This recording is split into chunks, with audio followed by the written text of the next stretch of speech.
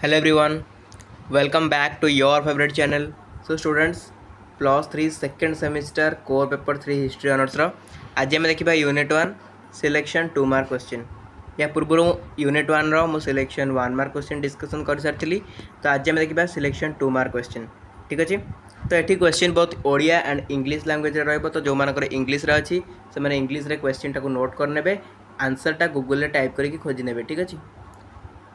चलते स्टार्ट करवा लेट करवानी फास्ट क्वेश्चन उपरू जा ख्रीष्टपूर्व षष्ठ शताब्दीर उत्तर भारतर भौतिक जीवन विषय संक्षेप लेख write briefly the material life of northern India in 6th century BC.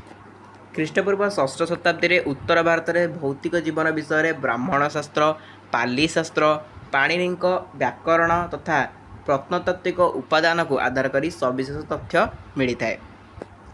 यही समय उत्तरांचल कृष्ण चिक्कण पात्रयुक्त आरंभ होता समक्रमे भारत में प्रथम थर निमंते धातु निर्मित मुद्रार प्रचलन आरंभ होता मध्य गांगेय उपत्यकार कृषिभित्तिक नगर उद्भव घटू द्वितीय नगर सभ्यता प्रतिष्ठित हो पारी लौह उपकरण गुड़ी लोक मैंने शिल्प एवं कृषि कार्य व्यवहृत करने आरंभ करते नगर जीवन यापन प्रणाली तत्कालीन मानवर सुख समृद्धि प्रमाण दिए। तो से टाइम कौन थिला उत्तर भारतर भौतिक जीवन विषय से पचारि है तो केमती उत्तर भारतर भौतिक जीवन थी लिखा है से भाई तो आप से भाई लिखे सबुतिक मन रखा दरकार जी आप मन रो से जिनस आप लिखे। तापर ख्रीष्टपूर्व षष्ठ शताब्दी में भारतीय नगर मानकर प्रकारभेद वर्णना कर इंग्लिश देखने मुझे डबल पढ़ले लेट हो देखी दिखाँ। तो पचार कौन ख्रीष्टपूर्व षष्ठ शताब्दी भारतीय नगर मानकर प्रकारभेद वर्णना कर नगर मान जो अच्छा भारत जो नगर गुड़ाक अच्छा तार केमतिका प्रकारभेद होता 6th सेंचुरी बीसी ओके देखो ख्रीष्टपूर्व षष्ठ शताब्दी में विकसित भारतीय द्वितीय पर्याय नगर सभ्यतार वर्णना ब्राह्मण साहित्य बौद्ध और जैन ग्रंथ दृष्टिगोचर हुए। प्राचीन भारतीय साहित्य मानकरे नगर गुड़ी साधारणतः पुर दुर्ग निगम और नगर इत्यादि वर्णना करा जायछि। राजा एवं तांकर पारिषद वर्गों निमंते निर्मित बासगृह पुर नाम परिचित थिला। शासक मानकर राजनीतिर राजधानी दुर्गीकरण को दुर्ग कहुला। पाली साहित्य नगर को निगम रूपे वर्णना करा जायछि।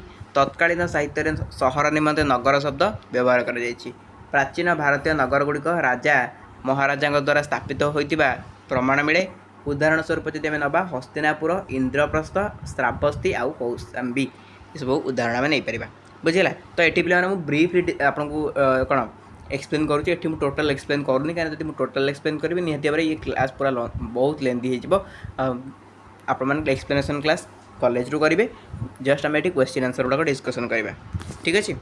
तो तापर भी जहाँ लिखाई बहुत सिंपल वर्ड सिंपल सेंटेंस लिखाई गोटे छुआ आराम से बुझीपार पढ़ले भी देखो प्राक मौर्य कृषि विस्तृति संपर्क में लेख है तो प्राक मौर्य कृषि विस्तृति केमतिका थिला देखो प्राक मौर्य जुगर अर्थनीति कृषिभित्तिक थिला।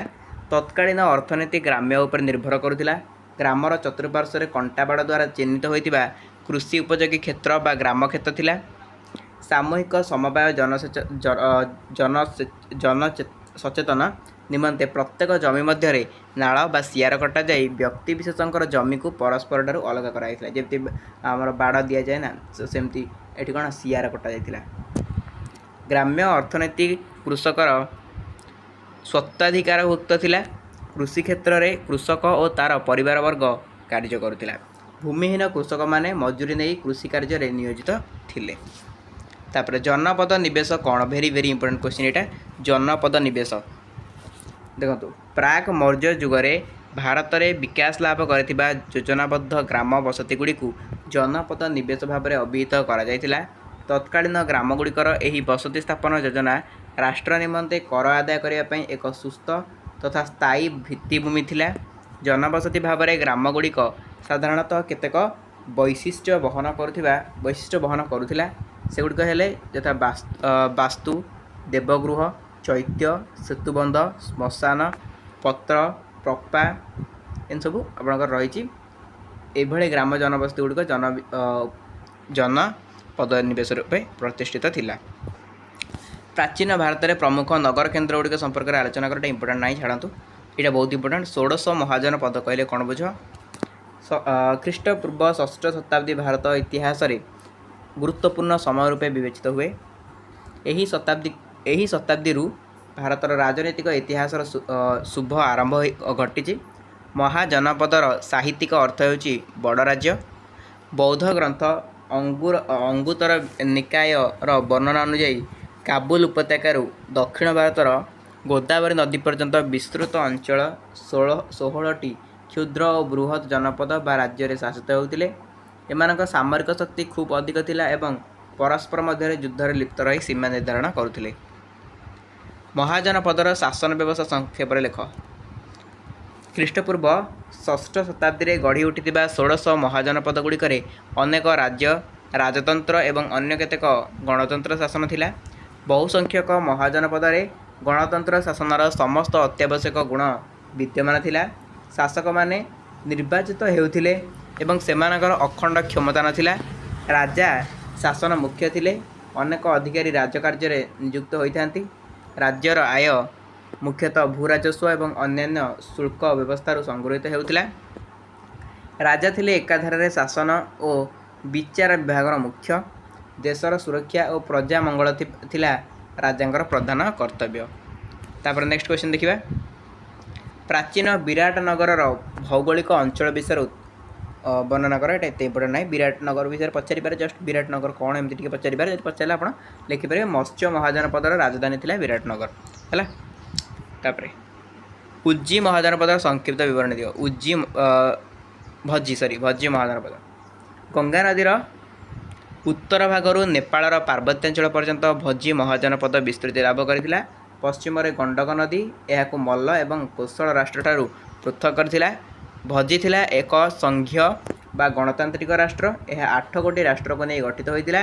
सेगुड़ी हेले विदेह, लिच्छवी, ज्ञात्रिक, भज्जी, उग्र, भोग, कौरव, इक्ष्वाक। यही राष्ट्र संघर राजधानी वैशाली थिला।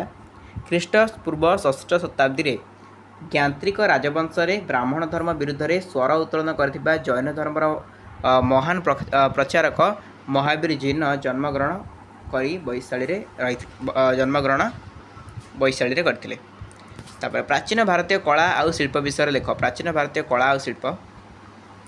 प्राचीन भारतीय समाज रे 18 प्रकार कला और शिल्प थिबा विषय बौद्ध जातक गुड़िक वर्णना करा जायछि। चढ़ई, कमार, मोची एवं चित्रकरक विषय स्वतंत्र भाव में उल्लेख करा जायछि। कमार और कुंभार मानकु कंभार एवं सबु प्रकार बढ़ई मानकु उदाकी भाव में अभिहित करा जायछि। अन्य शिल्प मध्य प्रस्तर शिल्प, तंती, मिठा कारीगर, अलंकार निर्माण, मूल्यवान धातुर द्रव्य प्रस्तुतकारी तथा मालाकारांक वृत्ति उल्लेखयोग्य अटे। केतेक जीविका यथा चमड़ा प्रस्तुतिकरण, मत्स्य धरिबा, शिकार, अभिनय, सर्वक्रीड़ा प्रदर्शन इत्यादि हिन्नशिप बा घृण्य जीविका विवेचित हेउथिला। तापर प्राचीन भारतीय वाणिज्य व्यवसाय किपर थिला। प्राचीन भारतीय वाणिज्य व्यवसाय उभय वैदेशिक और अंतर्देशीय थिला। उभय सामुद्रिक और नदीभित्तिक राज्य विषयक प्रामाणिक तथ्य उपलब्ध होइथाय। प्राचीन कालर बणिक माने समुद्र यात्रा करुथिबार प्रमाण बौद्ध साहित्य दीघनिकायरू प्रमाण मिले। चंपारू सुवर्णभूमि, पाटलिपुत्र ठारू ताम्रलिप्ति और सिंहल किंबा वाराणसी ठारू नदी पथरे समुद्र यात्रा विषय उल्लेख अछि। आंतर्देशीय वाणिज्य मुख्यतः शगड़ गाड़ी किंबा ओट चालित गाड़ी द्वारा करा जाउथिला हैला। कोउथरे केमती वाणिज्य करला से विषय लिखिछि। अंतर्देशीय वाणिज्य प्रतिष्ठित वाणिज्य मार्ग मध्य देई हेउथिला। Next question. प्राचीन भारतर प्रमुख सामुद्रिक बंदर गुड़िक नाम लेख। दरकार नहीं, इंपोर्टेंट नहीं। एटा देखो धर्मचक्र प्रवर्तन कौन? Very very important. धर्मचक्र प्रवर्तन दिव्य ज्ञान प्राप्ति पर गौतम बुद्ध संसार कल्याण निमित्त वाराणसी सन्निकट सारनाथर मृग विहार ठारे प्रथमे तांको दिव्य ज्ञान को 5 जन ब्राह्मण सम्मुखें प्रचार करथिले। सेमानकु धर्म एवं सत्मार्ग विषय बुझाइथिले। से निर्वाण विषय मध्ये सूचना प्रदान करथिले। एही 5 जन शिष्य को नहीं आरंभ है संघ और सत्यर प्रचार। बुद्धंक द्वारा यही प्रथम धर्म प्रचार धर्मचक्र प्रवर्तन नाम प्रसिद्धि अर्जन करथिला। तापर 4 आर्य सत्य कौन, जोटा कि बहुत बहुत इंपोर्टेंट क्वेश्चन पे मैंने ये जो क्वेश्चन गुड़ा बहुत इंपोर्टेंट कहूँ, ग्यारंटी क्वेश्चन, तेणु यहाँ बिल्कुल भी स्किप करेंगे, निहाती भाव पढ़े। ताले बुद्धदेव संसार चारि गोटी निष्ठुर सत्य को उपलब्धि करते यही चारि गोटी सत्य कौन ताकू से चतुआरी आर्य सत्यानी बा चारि आर्य सत्य नाम प्रसिद्ध बोली से कहते तो सेगुड़ सब कौन दुख बा ए संसार दुखमय सेकेंड आस दुख समुदाय बा दुखर कारण हूँ कामना बा तृषा थर्ड कहते दुख निरोध कामनार विनाश दुखर विनाश चार कहते दुख निरोध मार्ग बुद्ध मत आर्य अष्टांग मार्ग हूँ दुख निरोधर मार्ग बुझा चारि आर्य सत्य यहाँ गला आ गए इंपोर्टाट क्वेश्चन आसला ब्रह्म विहार कौन ओके ब्रह्म विहार बुद्धदेव मतरे मनुष्य सदाचारी होगा निमंते एक शुद्ध मानसिकता शुद्ध मानसिका रही यही शुद्ध मानसिकता मानसिका लिखी दी मानसिकता बा मन पुनः चारि गोटी सद्गुण परिपूर्ण यथा उपेक्षा मेत्ता मुदिता करुणा बौद्ध ग्रंथ रे यही चारि गोटी सद्गुण को ब्रह्म विहार भाव अभिहित करा यही चारि गोटी सद्गुणर सहायतार